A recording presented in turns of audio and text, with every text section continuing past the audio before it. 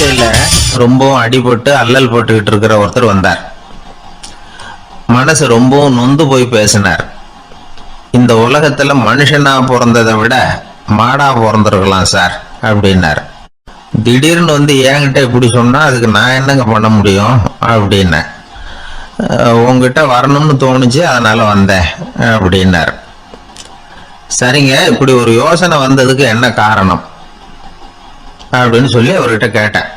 அதுக்கு அவர் சொன்னார், என் பையனுக்கு வேலை தேடுறேன் கிடைக்கல, பொண்ணுக்கு மாப்பிள்ளை தேடுறேன் கிடைக்கல, வீடு கட்டுறதுக்கு கடன் கேட்குறேன் கிடைக்கல. மாடா பிறந்திருந்தா இது மாதிரி கவலையெல்லாம் கிடையாதுல்ல, பேசாம வைக்கோலை தின்னுக்கிட்டு அசை போட்டுக்கிட்டே கடந்து விடலாமே அப்படின்னாரு அலட்சியமா. அதுக்கப்புறம் தான் அவர் சொன்ன கருத்தை நானும் கொஞ்சம் அசை போட ஆரம்பிச்சேன் மனசுக்குள்ள. இப்போ இயற்கையை பொறுத்த வரைக்கும் அது நாம எல்லாரும் மகிழ்ச்சியா வாழணும் அப்படின்னு தான் விரும்புது. விலங்குகள், பறவைகள், தாவரங்கள், அப்புறம் மற்ற உயிரினங்கள் எல்லாமும் நல்லபடியா இருக்கணும் அப்படிங்கிறது தான் இயற்கையோட விருப்பம்.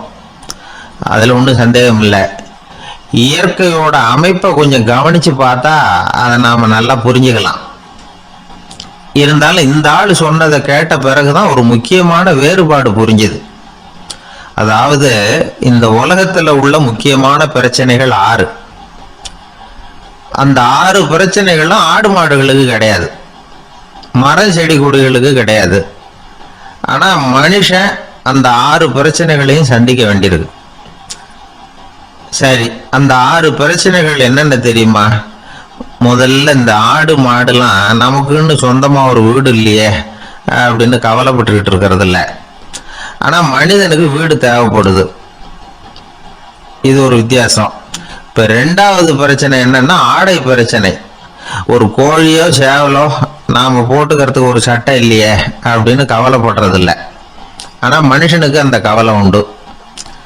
சரி, இப்போ 3வது என்னன்னு பார்த்தா கல்வி பிரச்சனை. ஒரு பசுமாடு கவலையோட நின்றுகிட்டு இருக்கு அப்படின்னு வச்சுக்குவோம். நீங்க அதுகிட்ட போய் ஏன் பசுமாடை கவலையோட நின்றுகிட்டு இருக்கிற அப்படின்னு கேட்குறீங்க.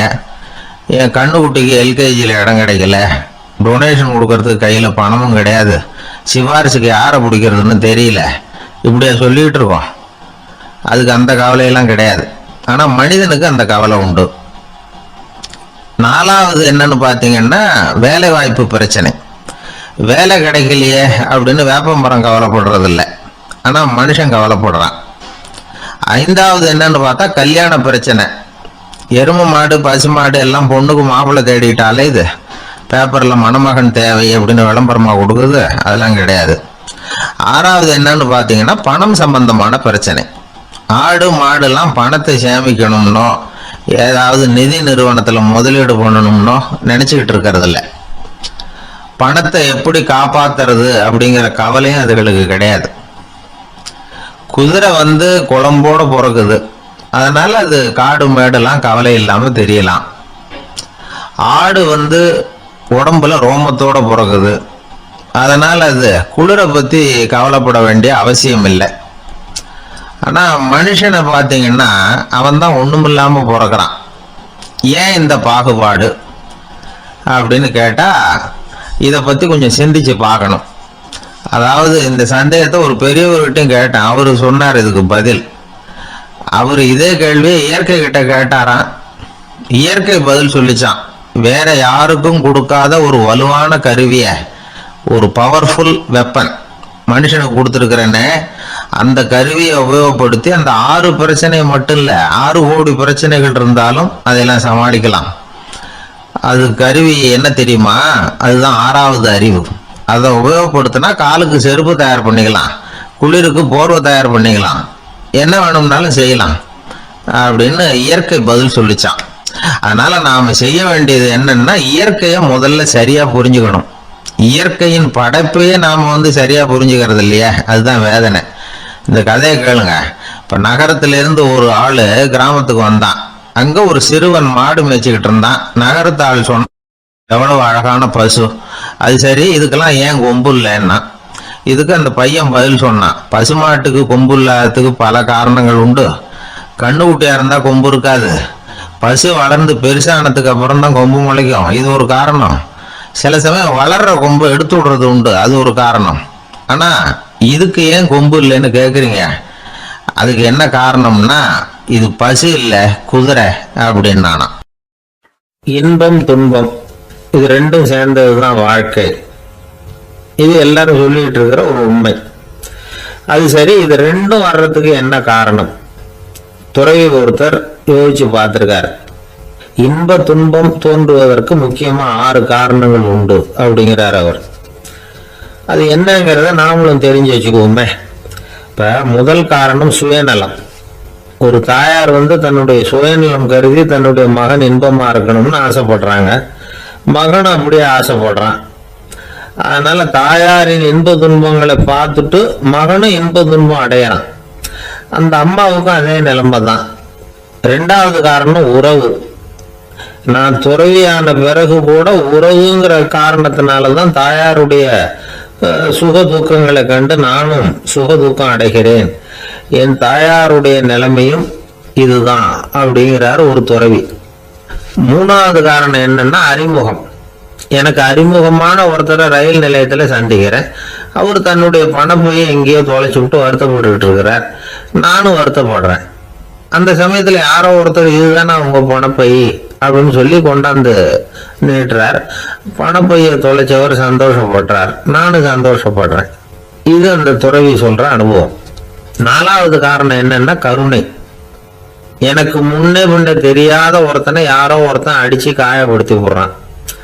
கருணை காரணமா நான் அதுக்காக துக்கப்படுறேன்.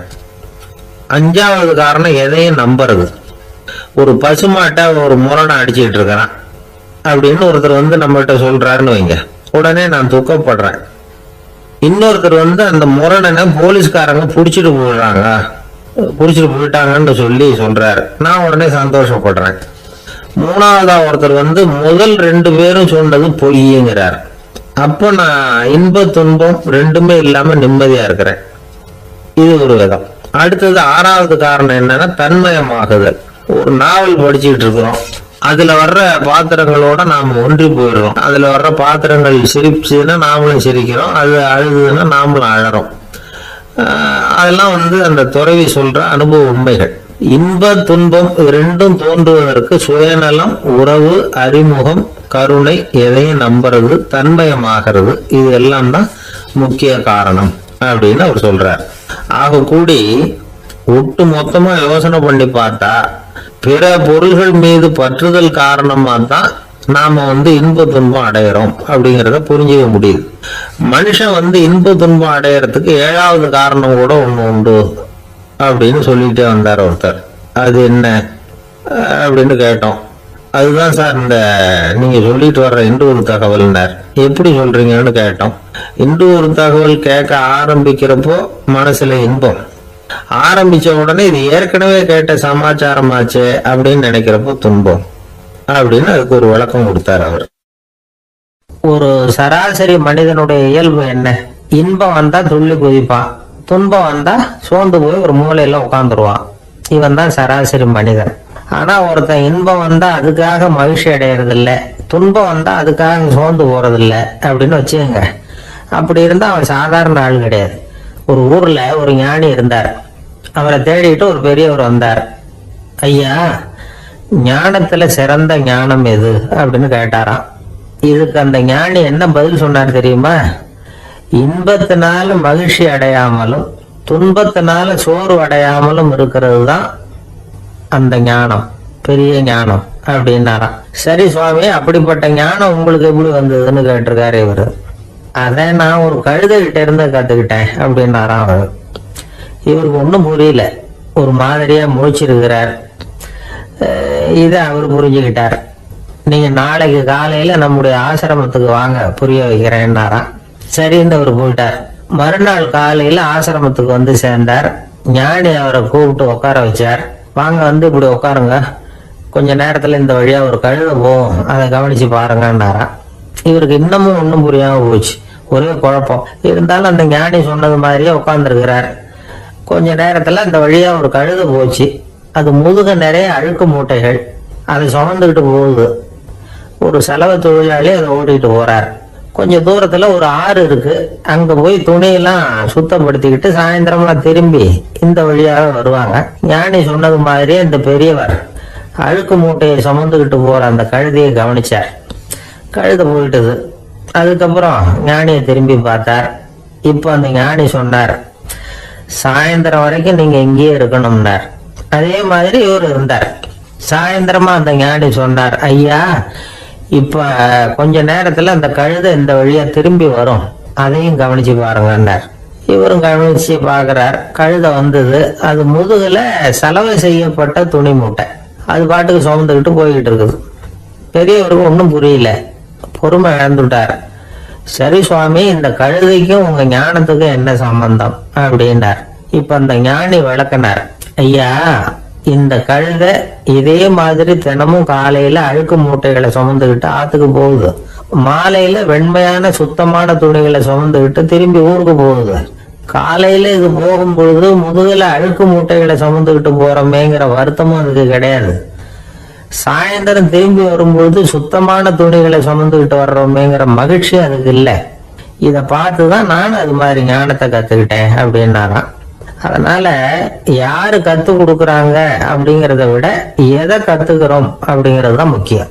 ஒரு சினிமா பாக்குறோம், ஒரு அருவி கொட்டுறது மாதிரி காட்சி வருது, தண்ணீர் வழியுது. படம் முடிஞ்சதும் பார்த்தீங்கன்னா அந்த திரை என்ன நனைஞ்சு போயா இருக்கும். ஒரு தீப்பிடிச்சு எரியிற காட்சியே சினிமாவில் பாக்குறீங்க. காட்சி முடிஞ்சதும் அந்த வெண் திரையே கருகி போயா இருக்கும். படத்துல வர்ற தண்ணீரும் நெருப்பும் அந்த திரையை பாதிக்கிறது இல்லை. நாம அந்த திரை மாதிரி இருக்கிறதுக்கு கத்துக்கணுமா. அந்த பக்குவம் வந்துட்டதுன்னா இன்பமும் துன்பமும் நம்ம எதுவும் செய்யாது. ஒரு சினிமாவை பாக்குற வரைக்கும் சிரிக்கலாம், அழலாம். பார்த்துட்டு வெளியில வரும்போது அழுதுகிட்டே வர முடியாது. ஒருத்தர் வந்தார், அப்படி படம் முடிஞ்சு வெளியில வரும்போது அருவி மாதிரி கண்ணீர் சிந்திக்கிட்டே வர்றாரு. ஏன் சார் படம் அவ்வளவு சோகமா அப்படின்னு கேட்டார். இன்னொருத்தர், இல்ல சார் கூட்டம் ரொம்ப குறைச்சல் சார், மொத்தம் படம் பார்க்க வந்தவங்களே 15 பேர் தான் சார் அப்படின்னார் கண்ணீரை தொடச்சிக்கிட்டே. அதுக்கு நீங்க ஏன் சார் அழறீங்கன்னு கேட்டார் அவரு. இந்த படத்தோட தயாரிப்பாளரே நான் தான் சார் அப்படின்னாரா இவர். இந்த உலகத்துல உண்மையாவே வேதாந்தம் பேசுறவங்களும் உண்டு. உள்ளுக்குள்ள வேற மாதிரி இருந்துகிட்டு வெளியில வேதாந்தம் பேசுறவங்களும் உண்டு. ஒரு ஆள் இருந்தார். அவரு ஒரு கடை வச்சு வியாபாரம் பண்ணிட்டு இருந்தார். மகா கஞ்சன், யாருக்கும் எந்த உதவியும் செய்ய மாட்டார். எச்சில் கையென்ன ஈர கையை கூட உதற மாட்டார். அப்படிப்பட்ட மனுஷன். அந்த ஊருக்கு ஒரு முனிவர் வந்துகிட்டு இருந்தார். வருஷத்துக்கு ஒரு தடவை வருவாரு. ஒரு நாள் 2 நாள் இருப்பார், அப்புறம் போயிடுவார். அந்த முனிவர் வர்றப்போலாம் இந்த ஆள் எழுந்திரிச்சு ஓடி போய் அவரை வரவேற்பான். ரொம்ப பெரிய வேதாந்தி மாதிரி அவர்கிட்ட பேசிக்கிட்டு இருப்பான். காயமே இது போய் வெறும் காற்றடைத்த பையும்மா, தர்மம் தலைகாக்கும்மா. பணம் என்ன சார் பணம், இன்னைக்கு ஒருத்தங்க கையில இருக்கும், நாளைக்கு ஒருத்தங்க கையில இருக்கும், எல்லாம் மாயம். எனக்கு தான் இன்னமும் இந்த சம்சார பந்தத்திலிருந்து விடுபடுறதுக்கு நேரம் வரலம்மா. அந்த முனிவரும் இந்த ஆள் இப்படி சொல்றதை கேட்ட உடனே, ஏப்பா அப்படி சொல்ற, இப்ப கூட நீ சரின்னு சொல்லு, உனக்கு தீட்சை கொடுத்து இதுல இருந்து விடுபடுற ஞானத்தை போதிக்கிறேன் பார். உடனே அந்த ஆள் என்ன சொல்லுவான் தெரியுமா, ஐயோ சாமி இப்போ அது எப்படிங்க முடியும், பிள்ளைங்கள்லாம் சின்ன சிறுசுங்க, அதுகளுக்கெல்லாம் ஒரு கல்யாணம் காட்சின்னு செஞ்சு கடமையை முடிச்சுட்டா நீங்க சொல்றபடி செஞ்சு விடலாமா. சரின்னு முனிவர் போயிடுவார். அடுத்த வருஷம் வருவார். இவன் வழக்கம் போல வேதாந்தம் பேசுவான். சரி தீட்சை கொடுக்குறேன் வாம்பார். பேரம்பேத்திய பார்க்கணும், கோர்ட்ல கேஸ் ஒண்ணு இருக்கு, அது முடியணும் அப்படின்னு தயங்க ஆரம்பிச்சிருவான். எல்லாம் சொல்லுவான், ஆனா குடிக்கிறதுக்கு தண்ணி கூட கொடுக்க மாட்டான். ரொம்ப வருஷம் கழிச்சு மறுபடியும் ஒரு நாள் அந்த ஊருக்கு முனிவர் வந்தார். இவன் கடைக்கும் வந்தார். அப்புறம் அங்க கல்லாவில் நம்ம ஆள் இல்லை, அவன் புள்ளதான் உட்காந்துருக்கிறான். அப்பாவை போலவே புள்ளைய எழுந்திரிச்சு ஓடியாந்து முனிவரை வரவேற்றான். அப்பா எங்கன்னு விசாரிச்சாரு முனிவர். ஐயோ அதை ஏன் கேக்குறீங்க சாமி, உங்ககிட்ட தீட்சை வாங்கி இந்த சம்சார பந்தத்திலிருந்து விடுதலை பெறணும்னு சொல்லிக்கிட்டே இருப்பார், அது நிறைவேறாமலே போய் சேர்ந்துட்டார். போன மாசம் ஒரு நாள் திடீர்னு நெஞ்சு வலிக்குதுன்னாரு, அவ்வளவுதான் போட்டுன்னு போயிட்டார் அப்படின்னு புலம்புனான் பையன். இதை கேட்டதும் முனிவர் சிரிச்சாரான். அவன் எங்கடா போவான், உன் அப்ப எங்கேயும் போகல, இதோ வாழாட்டிக்கிட்டு உன் காலடியிலே இருந்துகிட்டு இருக்கான் பார் அப்படின்னு சொல்லி அங்க நின்றுகிட்டு இருந்த ஒரு நாயை சுட்டி காட்டினாராம். என்ன சாமி சொல்றீங்க அப்படின்னு ஆச்சரியமா கேட்டிருக்கான் பையன். உடனே முனிவர் அந்த நாயோட தலையில ஒரு தட்டு தட்டி பேசுறா அப்படின்னாராம். உடனே அந்த நாய் வேதாந்தம் பேச ஆரம்பிச்சுட்டுதான். காயமே இது போய் வெறும் காற்றடைத்த பைய அப்படின்னு தான். முனிவர் சொன்னார், அடே இப்போ ஒன்றும் கெட்டு போகல, நீ விரும்புனா சொல்லு, உனக்கு தீட்சை கொடுத்து என் பின்னாடியே அழைச்சிட்டு போயிடுறேன், அங்க அழைச்சிட்டு போய் உனக்கு ஞானத்தை போதிக்கிறேன், வர்றியா அப்படின்னு கேட்டிருக்காரு. உடனே அந்த நாய் சொல்லிச்சான், ஐயோ அதை ஏன் கேட்குறீங்க சாமி, நான் உண்ணாம தின்னாம ஏராளமான சொத்து சேர்த்து வச்சுட்டேன், என் பிள்ளைங்க அதோட பெருமை தெரியாம ராத்திரி நேரம்லாம் கதவை திறந்து போட்டுட்டு தூங்கிடுவாங்க, அதனால இப்படி நாயா பிறந்து ராத்திரி பகலா சுத்தி சுத்தி காவல் காத்துட்டு கிடக்கிறேன், இப்ப எப்படி சாமி வர முடியும் அப்படின்னு கேட்டுதான். அறியாமையிலேயே சுகம் கண்டு இப்படி இருக்கிற ஆளுங்களுக்கு எப்படி விடுதலை கிடைக்கும், எப்போ விடுதலை கிடைக்கும் அப்படின்னு கேட்கிறார் தசாவதானி திருக்குறள் பேர் ராமையா. அவர் கேட்கறது நியாயம் தானே. இந்த காலத்து பையன் ஒருத்தன் அப்பா கிட்ட சொன்னான், அப்பா இன்னைக்கு நான் ₹1 மிச்சப்படுத்தி விட்டேன் அப்படின்னு. நானும் அப்படியா என்னடா பண்ணேன்னு கேட்டிருக்காரு அப்பா. டவுன் பஸ்ல ஏறாம அது பின்னாடியே ஓடியான்னேன், ₹1 மிச்சம் தானே அப்படின்றான். அட பாவி, ஒரு ஆட்டோ பின்னாடி ஓடியாந்துருந்தா ₹10 மிச்சமாயிருக்குமே, வேஸ்ட் பண்ணிட்டியே அப்படின்னாராம் அந்த அப்பா. ஒரு மனுஷனுக்கு 3 விதத்துல கர்வம் உண்டாகிறதுக்கு வாய்ப்பு உண்டு. பணம், பதவி, புகழ். பணம் அதிகமா வந்தா கர்வம் வரலாம், பதவி பெருசா வந்துட்டுதுன்னா கர்வம் வரலாம், புகழ் அதிகமா போனாலும் கர்வம் வரலாம். இந்த 3 வகையான கர்வத்துக்கும் இடம் கொடுக்காம இருக்கிறாங்க பாருங்க, அவங்கதான் சிறந்த மனிதர்கள். ஒரு பெரிய பொறுப்புல இருக்கிறவங்களுக்கு கர்வம் வந்துடக்கூடாது. அப்படி வந்துட்டுதுன்னா அது எல்லாருக்கும் இடைஞ்சல். ஒரு ராஜா இருந்தார். அவர் ஒரு நாள் தன்னுடைய தலைநகரத்தை சுத்தி வந்துகிட்டு இருந்தார். ஒரு இடத்துல ஒரு அழகான நிலத்தை பார்த்தார். ஆஹா, இந்த இடத்துல நமக்குன்னு ஒரு மாளிகையை கட்டினா எவ்வளவு நல்லா இருக்கும் அப்படின்னு நினைச்சார். ராஜா நினைச்சா அது முடியாத காரியமா? சரி, இந்த நிலம் யாருக்கு சொந்தம்னு விசாரிங்க அப்படின்னார் பக்கத்துல இருந்தவங்க கிட்ட. அவங்க எல்லாம் ஓடி போய் விசாரிச்சாங்க. அந்த இடம் ஒரு வயசான கிழவிக்கு சொந்தம், வயசான அம்மாவுக்கு சொந்தமா. அந்த அம்மா தான் அதுல ஒரு குடிசையை போட்டு குடியிருந்துட்டு இருக்கிறாங்க. சரி, அந்த நிலத்துக்கு ஒரு விலையை நிர்ணயம் பண்ணி அதை அந்த வயசான அம்மா கிட்ட கொடுத்துருங்க அப்படின்னு உத்தரவு போட்டார் ராஜா. ஆனா அந்த அம்மா, இது எங்க பூர்வீக இடம், இதை விற்க மாட்டேன் அப்படின்னு சொல்லிவிட்டுது. சரி, 2 பங்கு விலை கொடுக்குறோம்னு சொல்லி பாருங்க அப்படின்னாங்க. அப்படியே சொன்னாங்க அரண்மனை ஆட்கள். அதுக்கும் சம்மதிக்கல அந்த அம்மா. இதை கேள்விப்பட்டதும் ராஜாவுக்கு கோபம் வந்துட்டுது. தன்னுடைய ஆளுங்களை கூப்பிட்டார். போய் அந்த குடிசையை பிரிச்சு எறிங்க, காசெல்லாம் ஒன்றும் கொடுக்காதீங்க அப்படின்னு கத்தினார். அவ்வளவுதான். அடுத்த நிமிஷம் அரண்மனை ஆசான்கள் போனாங்க, குடிசையை பிரிச்சு எரிஞ்சாங்க. அந்த வயசான அம்மா இருக்கு, அதுவும் அந்த இடத்த விட்டு துரத்தி விட்டாங்க. அந்த இடத்துல ஒரு அரச மாளிகையை கட்டி முடிச்சுட்டாங்க. அந்த வயசான அம்மா பாவம், ராஜாவே இப்படி பண்ணா யாருகிட்ட போய் முறையிட முடியும்? ஒரு ஞானி இருந்தார், அவர்கிட்ட போய் சொன்னாங்க. அவரு இவங்க சொன்னதை கேட்டு மனசுல வச்சுக்கிட்டார். ஒரு நாள் அந்த ராஜாவே இந்த ஞானியை கூப்பிட்டார். புதுசா ஒரு மாளிகை கட்டி இருக்கிறேன், வந்து பாருங்கன்னு. சரின்னு சொல்லி இந்த பெரியவர் ஒரு நாள் இந்த மாளிகைக்கு போனார். சும்மா போகல, ஒரு கழுதையும் ஓட்டிட்டு போனார். கொஞ்சம் சாக்குகள், வெத்து சாக்கு, அதையும் எடுத்து கழுதை முதுகுல போட்டு கழுதையை ஓட்டிட்டு போறார். ராஜா பார்த்தார். அவருக்கு இது ஆச்சரியமா இருந்தது. என்ன இது, மாளிகைக்கு வந்துட்டு போகணும்னு கூப்பிட்டா கழுதை சாக்கு இதெல்லாம் கொண்டு வராரு, ஒன்றும் புரியலையேன்னு நினைச்சார். எதுக்காக இதெல்லாம்னு கேட்டார். அரசருடைய தோட்டத்திலிருந்து கொஞ்சம் மண் எடுத்துட்டு போறதுக்கு ஆசைப்படுறேன், அதுக்கு நீங்க அனுமதி கொடுக்கணும் அப்படின்னாரு இவரு. இது என்ன வேடிக்கையான கோரிக்கையா இருக்குது அப்படின்னு நினைச்சார் ராஜா. இருந்தாலும் மண்ணு தானே கேட்கிறாரு, எடுத்துட்டு போகட்டுமே அப்படின்னு நினைச்சார். சரின்னு அனுமதி கொடுத்தார். அந்த பெரியவர் தோட்டத்துக்கு போனாரு, மண்ணை வெட்டினார், சாக்கில போட்டு நிரப்புனாரு. ராஜாவை கொஞ்சம் கிட்ட வாங்கன்னு கூப்பிட்டார். இந்த மண் மூட்டைய தூக்கி கழுதையோட முதுகுல வைக்கணும், கொஞ்சம் உதவி பண்ணுங்கன்னார். பண்றேனே அப்படின்னு சொல்லி ராஜா கிட்ட போனாரு. மூட்டையை தூக்கி பாக்குறாரு, முடியல, திணறி போட்டாரு. இப்போ அந்த ஞானி பேசினாராம். அரசே, இந்த ஒரு சாக்கு மண்ணையே உங்களால தூக்க முடியல, அந்த கிழவிகிட்ட இருந்து அந்த அக்கிரமமா அபகரிச்ச இந்த தோட்டம் பூராவையும் சுமக்கணும்னு ஆசைப்படுறீங்களே, அது உங்களால முடியுமா அப்படின்னு கேட்டாராம்.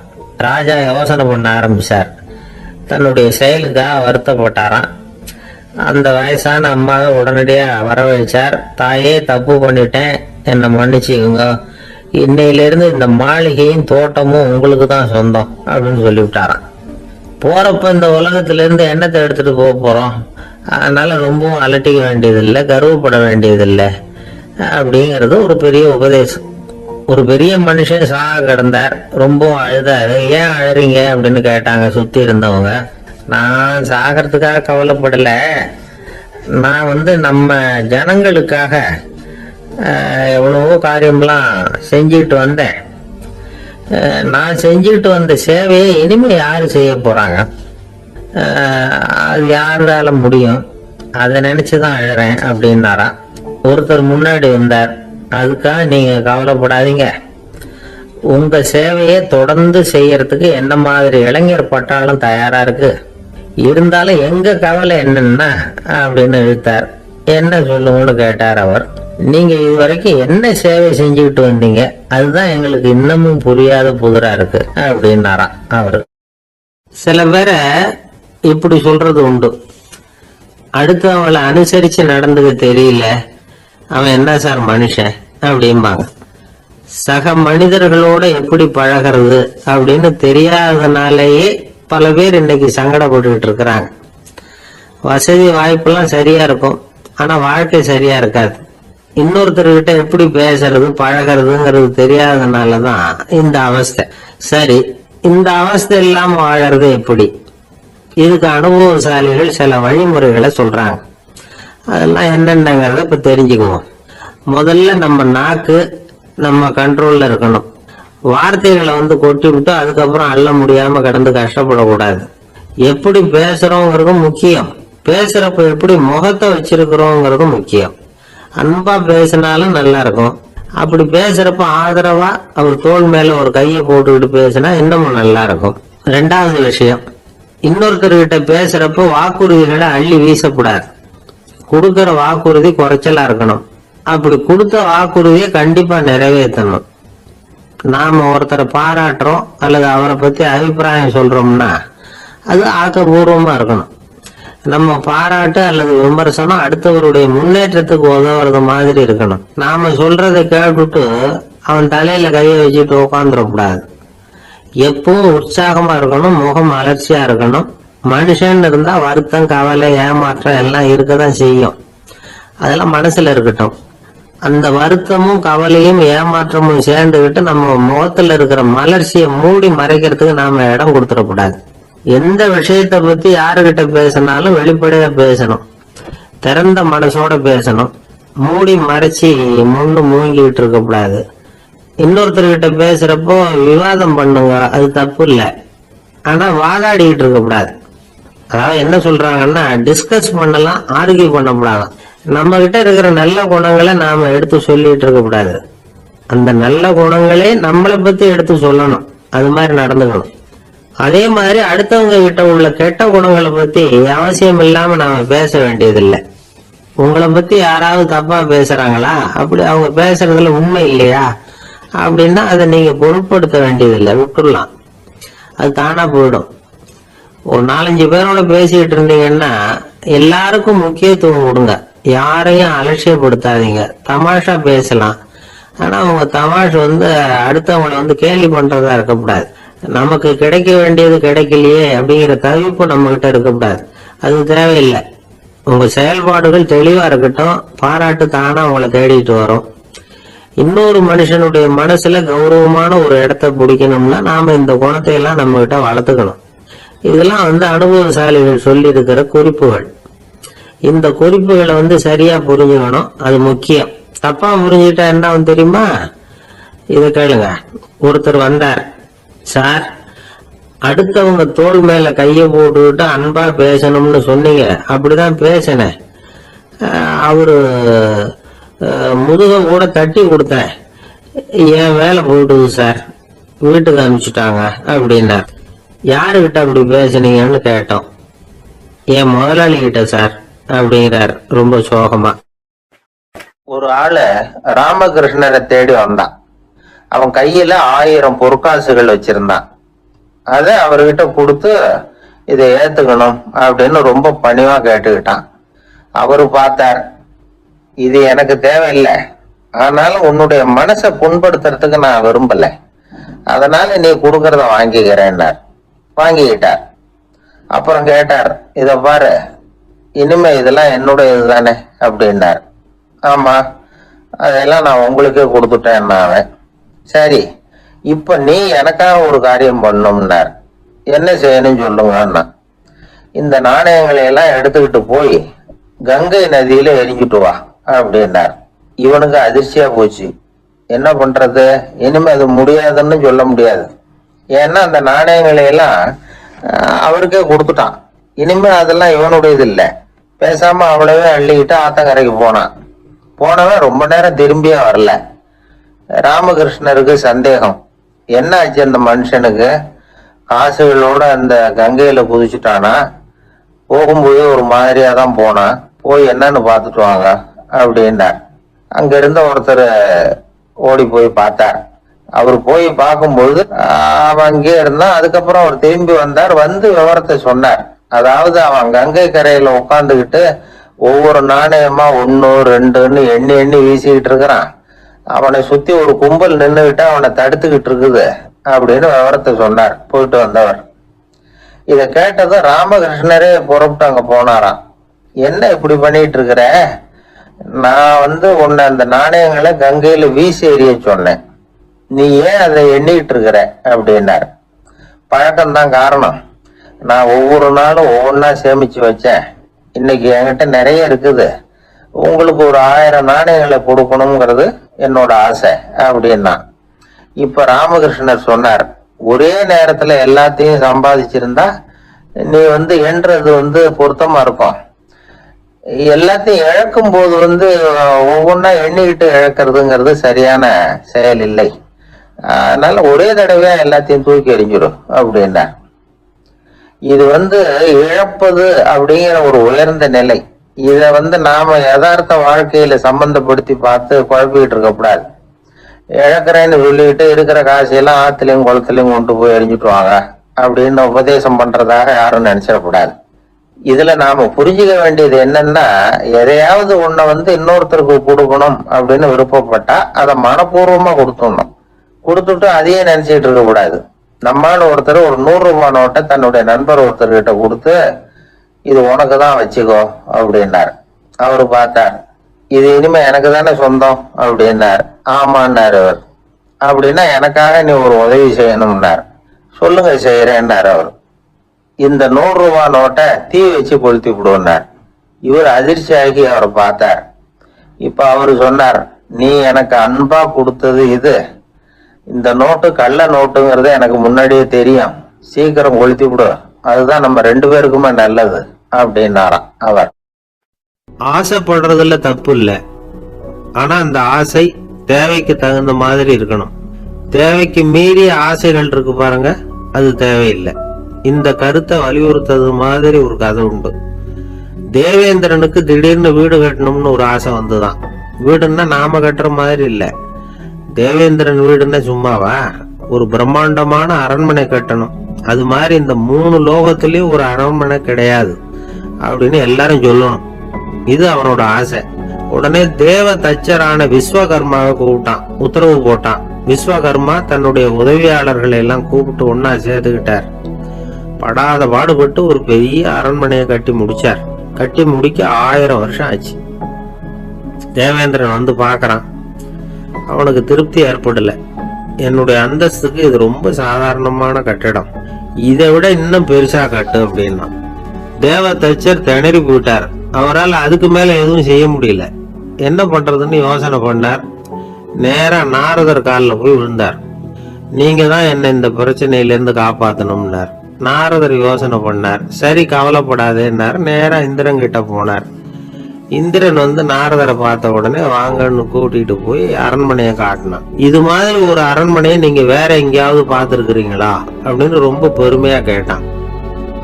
நான் பார்த்தது இல்ல, ஆனா என்னை விட வயசுல மூத்தவர் மகரிஷி லோமேசர், அவரு ஒருவேளை பார்த்திருக்கிறாரா என்னமோ அப்படின்னாரு.